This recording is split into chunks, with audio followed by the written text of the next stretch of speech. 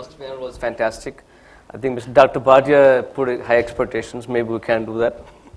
Try to be slowed down a little bit. But I think some of the questions were also answered by the first panel, talking a lot about talent. And I think, when you talk to talent, a lot of the head of HRs like to talk about talent, but at the same time, they would rather not talk about talent, especially in emerging economies, the struggle we go through, and the challenges we face in talent management. But the topic is about predicting the talent management and need of the hour. And let me ask the first question to the lady regarding what are the challenges typically you see in the next 3 to 4 years in talent management? I guess the first challenge that I see is about the business pressures that people are going to face, which is in the form of margins. There's going to be huge pressure on margins, because of which what is going to happen is that you'll have to really work very hard to keep the talent motivated. And with a shrinking budget, you'll have to also manage the rewards and compensation. So that's going to be a huge challenge for all of us, is what I feel, which is about managing the pressures on the bottom line. And the second thing that I see is that we are going to be moving towards a situation where the Gen Ys are going to become very active in the workforce. These are the people who are about from 20 to 28 years old. So how do you handle these people? What is it that motivates them? What is it that drives them? That's going to be very critical for the Gen X managers to actually comprehend and take forward. That's something that I see. And added to this, what is also going to happen is that the we have the Gen X managers, you have the Gen Ys who are in the market, and you already have the Gen Zs who are going to be entering the market in the next 2 years. So they are the digital natives. So these are the guys whom we've not even understood how to handle Gen Ys. So Gen Zs are going to enter the market in the next 2 years. So that is something which is going to be pretty daunting for the human resource professionals.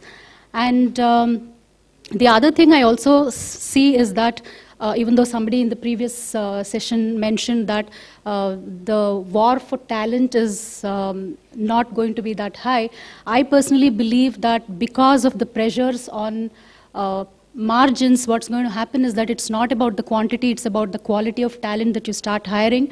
So for the very few people who are around in the market, there are going to be a whole lot of people who are going to be vying for the talent. So there's going to be a huge talent war that I foresee in the next couple of years. So speaking of margins, I think there's no other customer who's facing that more than Jacob. The ups and downs of the economy, Jacob, it hits you a lot, especially being in healthcare industry, especially providing services these days is becoming more expensive. How do you handle the Gen Y as well as profitability and trying to manage their compensation? Good evening, ladies and gentlemen. I think the perspectives need to be looked into detail as far as talent management is concerned. The challenges what we've had 3-4 years back continue to remain the same.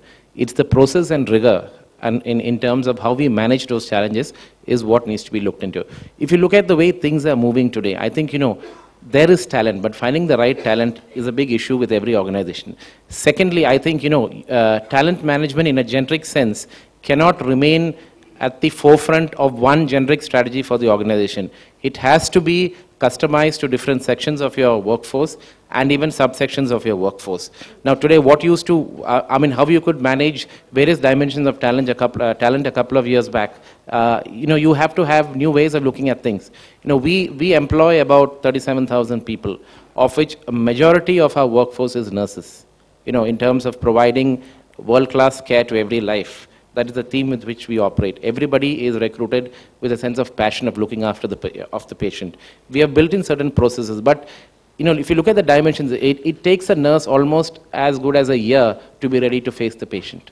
That's the kind of training, when they come out from a nursing school, it takes as much as a year to be fully ready to face the patient. So I think, the complexities are getting more and more. But I think what is also happening is that, I was listening to a speech by the Disney Institute.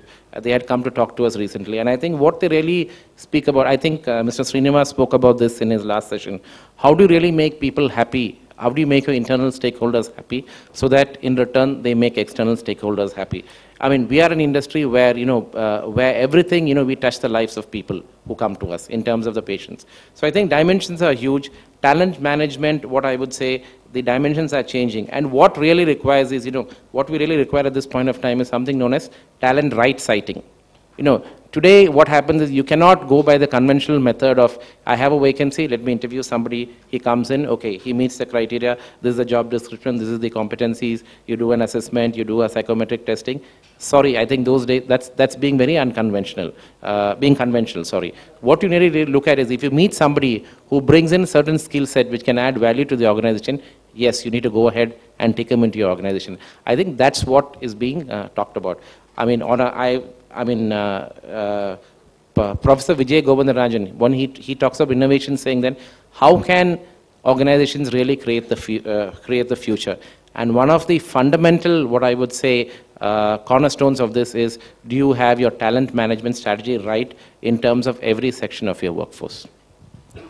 So, Anil, Jacob was talking about you need to find the talent even though you don't need talent, right? Means you got to find the talent which is going to help you for the future, rather than looking for the jobs and positions and you have vacancies and only fill them. How do you do it? I think what Jacob said is absolutely important. If you look at how economically, if you look at the economic factors and where the growth is coming from, especially the new growth, countries like India, China, Mexico, Russia. One can very clearly see that if organizations have to grow globally, and especially this is true for India, then it's absolutely important that you have all your processes and programs in place and be one step ahead of the future if you want to grow and get back to double-digit growth phases. So companies that can do that, far better than some of the others would, I think, ride the wave. Knowledge is now becoming a strategic asset. With double-digit growth, there's going to be a skill gap. So companies that can actually manage those, put programs in place to manage those skill gaps in a far better manner, would have a competitive advantage. From a demographic perspective, if you look at how things are shaping up globally, life expectancies are getting larger. People are spending longer times in organizations, which means workforce planning is going for a toss, succession planning is going for a toss. So I think organizations that manage some of those issues and issues around technological changes, what is performance is being redefined, how performance is delivered is being redefined. So I think organizations that can understand those, especially three broad parameters around economics, demographics, and technology will be, far better served over the next 3-4 years in terms of what talent strategies they adopt to take their organizations in a global scenario forward. So far we have talked quite a bit of the service industry, but if you go to Shalimar Paints, which is manufacturing, when you go to your CEO, you say that I want to take care of my people, and how do they react, especially manufacturing, right? They might have a different view. Actually, I'm new to Shalimar Paints, just 3 months. But some of the talent management subjects or the areas that I introspect and, I understand that, there are certain fundamental elements to any talent management strategy. So, whether, and it evolves. For example, I started my career before 23 years. Some of the things that we were looking at, maybe from the organizations, from the leadership, or from, as rewards or growth or whatever, remains intact. And if I ask my son the same questions, probably he will also expect the same thing. For example, freedom to work, faster growth, some challenging assignment, learning, opportunity to grow and, and experiment myself. So these are some of the fundamental areas and to create value. So therefore, if we talk of a talent management strategy in today's era, where we face intense competition, there are a lot of pressures, like one of my colleagues said, there is pressures on margin. Business paradigms and thought processes or situations are changing, your societal values are changing, CSR expectations are changing, and what we call uncertainties are there in the businesses. And therefore, the pressures to manage ambiguity, to live in a uncertain situations and rise to the expectations of stakeholders, the promoters. And so the point that I am trying to say that it has evolved because of globalizations, because of societal factors, because of new generations thinking and technology. And therefore, the B factor that on the talent management side that I foresee is whether it is HR or the business leaders, they need to work as one team and align these people who will create value for the organizations and for the society in the changing situations, ever-changing situations, which is very difficult to predict, although we understand some sense of it. But if we attempt to draw a pattern of that, some of the things, uncertainty, your volatility, your within that elements how to deliver consistently. So this is second area of challenge in the talent management space, that whether it is HR or business leaders, we have to continuously prepare ourselves and move very fast. And third element is, and this B element will come through a very concerted and planned and strategic way of developing people. Either your internal people, those who are working for you for a long time, or attract new people and then groom them to develop these competencies in them to face these kind of scenarios. And third most important area in the field of talent management would be to attract and retain the talent. So to sum it up, one is the fundamental aspects. According to me, it never changes. It remains as it is with very minor change.